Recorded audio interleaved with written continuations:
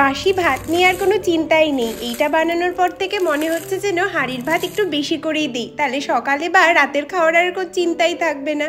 গাঙ্গুলি বাবুর কাছ থেকে শেখা এই রেসিপিটা পেয়ে সত্যি আমি খুব খুশি আর খুবই স্যাটিসফাইড। তো বাসি ভাত নিয়েছি এখানে 1 কাপ, হাফ কাপ করে 1 কাপ বাসি ভাত, আর তার সাথে 1 কাপ পরিমাণ সুজি আর 1 কাপ পরিমাণ টক দই।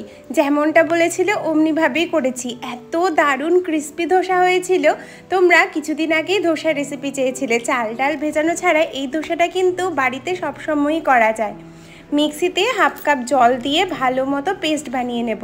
এইটা খুব বেশি পাতলা করবে না, একটু ঘনর মধ্যেই রাখবে, বেশ ঘন যেন হয়। আর এটাকে ঢেকে রাখবে 20 মিনিট মতো, যাতে সুজিটা ফুলে যায়। তারপর যদি একটু জলের দরকার হয় সামান্য জল দিতে পারো।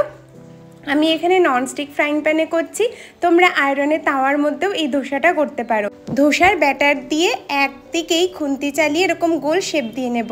তারপর বেশ খানিকক্ষণ 2 থেকে 3 মিনিট লো আঁচে এটাকে ভেজে নিতে হবে। দেখবে কিছুক্ষণ বাদেই একদম মুচমুচে ধোসা তৈরি হয়ে যায়।